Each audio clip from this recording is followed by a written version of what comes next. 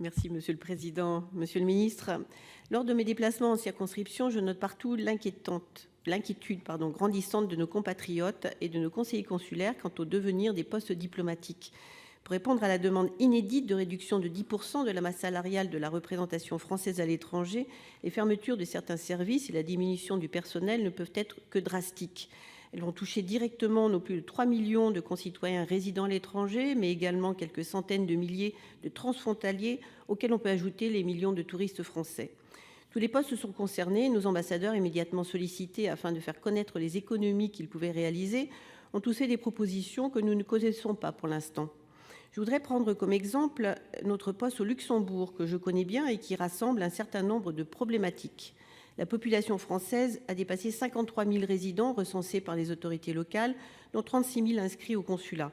Les Français établis au Luxembourg représentent la 10e communauté française dans le monde, à laquelle je me dois d'ajouter les 100 000 frontaliers qui chaque jour viennent y travailler. Beaucoup préfèrent s'adresser au consulat pour la délivrance de leurs papiers d'identité. C'est plus facile pour eux car ils sont sur place et ne doivent pas prendre 2 jours de congé pour effectuer les mêmes démarches dans leur commune.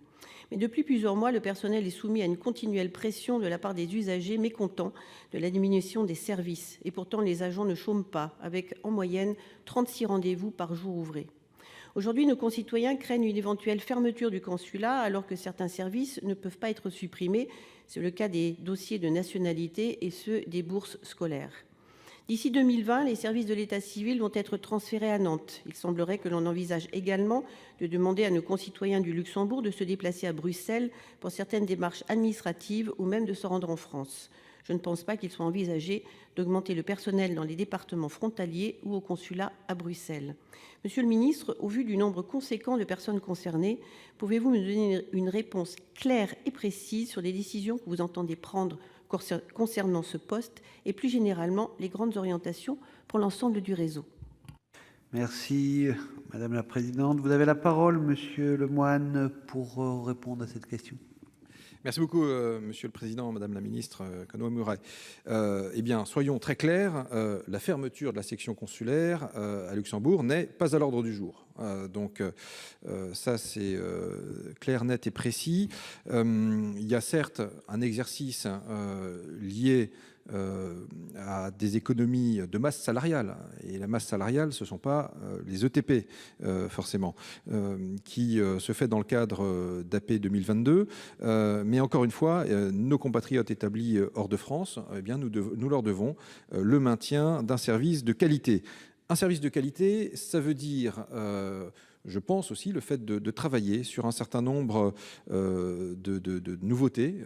La députée Anne Genetet, dans son rapport, a d'ailleurs préconisé la mise en place d'une plateforme téléphonique qui fonctionne 7 jours sur 7, 24 heures sur 24. Pour ma part, je pense que ce serait une novation tout à fait intéressante.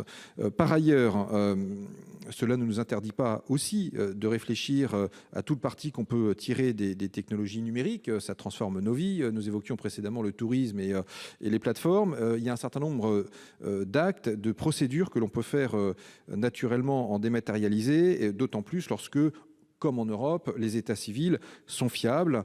Et c'est dans cet esprit d'ailleurs qu'il y a eu le transfert de la transcription des actes au service central de l'état civil à Nantes, mais sans que cela n'obère, encore une fois, la capacité pour les Français établis hors de France d'avoir accès dans de bonnes conditions à tous ces services. Donc,